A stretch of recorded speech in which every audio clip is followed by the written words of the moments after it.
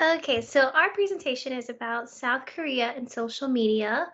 My name is Erica Rosas, and I am presenting with my partner, Keely Wallace.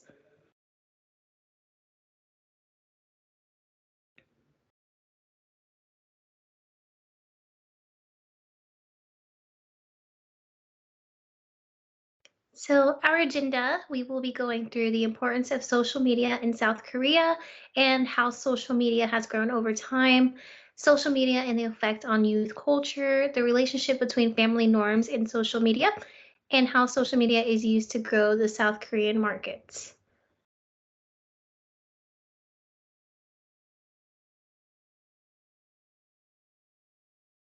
So the importance of social media in South Korea, social media is considered one of the most widely used communication sources in South Korea, specifically the apps Instagram and Facebook. They are more appreciated in this culture more than other countries' use of social media, especially when it comes to using social media for campaign awareness and influencing businesses and official purposes. As of 2019, South Korea has had the third highest rate of active social media users in the world. The internet has reached more than 95% of the country and the highest rate for any Asian country outside of the Middle East.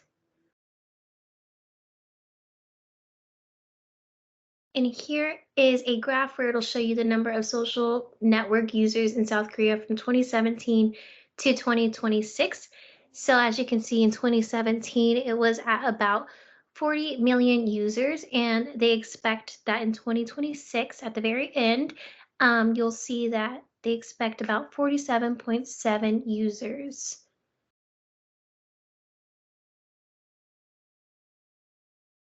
South Korean culture and social media. So, after having a rough start to developing as a country following the Korean Wars and destruction of all their infrastructures and deaths of millions of Korean people, South Korea quickly grew to be one of the biggest economies, and one reason behind this quick growing economy is due to hurry hurry syndrome, something that formed as their culture started to introduce more technology. So, with phones and internet, many South Korean people rely on high speed technology in their life to get almost everything done, which has slowly led to more social media growth within the culture.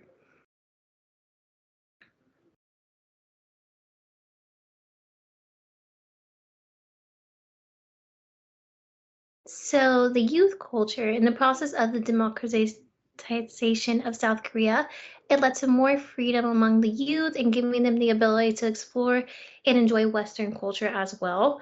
At first, the use of phones was mostly by individuals compared to youth still in a family setting. In the modern world, many teenagers in South Korea spend most of their time in saturated high speed clubs and coffee places nowadays because technology has become a big part of their day. And in this picture that we have, you will see many teenagers in what looks like a coffee shop, and they are all using technology.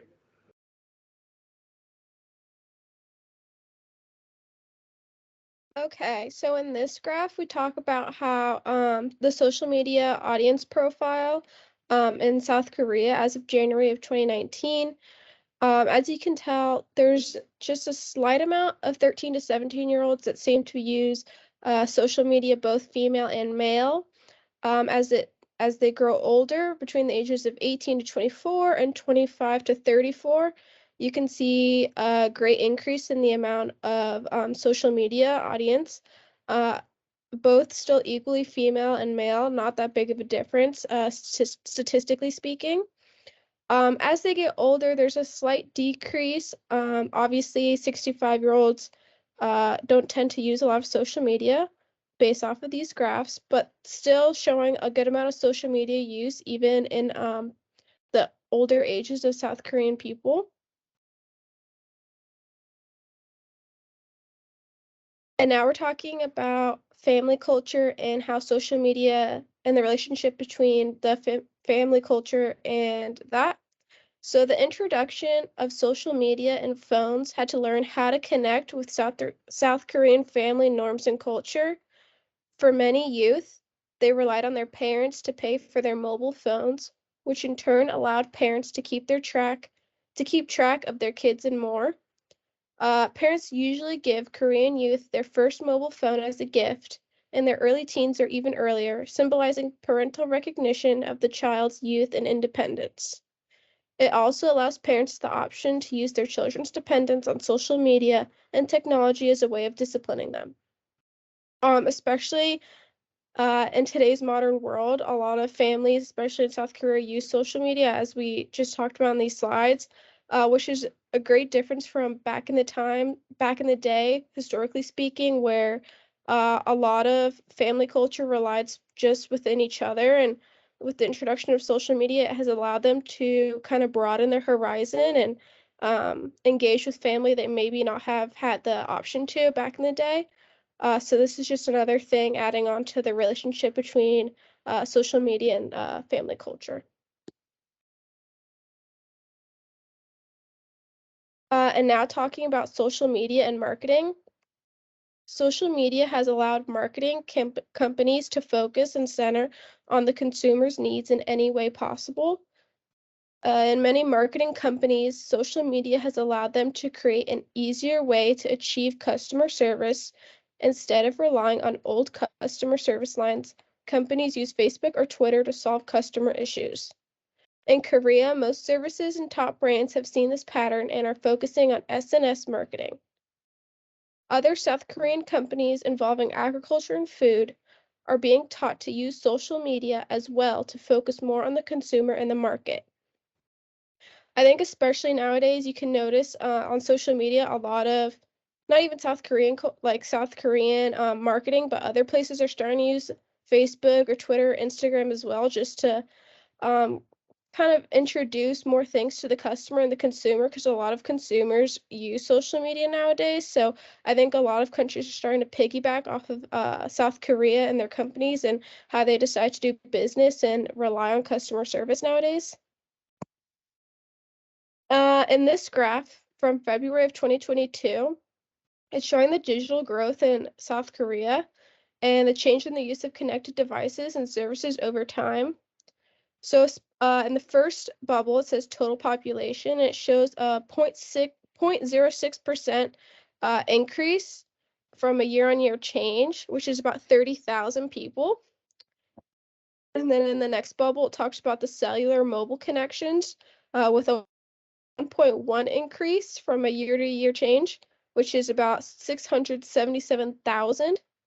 The next one is the internet users with also a 1.1% year-on-year change with about a 543,000 person increase. And lastly, we have the active social media users with a 2.2% year-on-year change, which is about 1 million people, which just shows how much growth digitally South Korea is still achieving, even in the modern age, and how, like we saw in the graphs earlier, by 2026, we expect so much growth.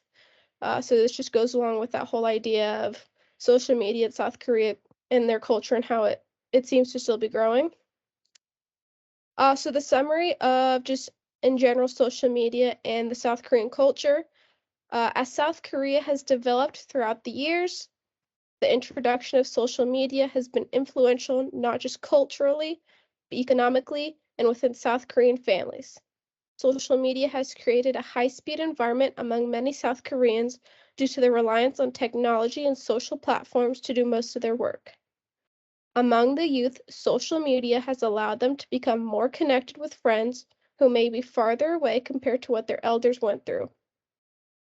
It also led to pop-up of many high-speed hubs and coffee shops where young people spend most of their time on social media and technology. Among family members, social media allows parents the chance to stay connected to their children and keep an eye over them that they might not have been able to do without social media. Lastly, the introduction of social media in South Korea culture and South Korea marketing has allowed them to narrow to the consumer and make it easier to address issues consumers have brought up using platforms like Facebook and Twitter. And then these are our references. And yeah, that is the end of our presentation.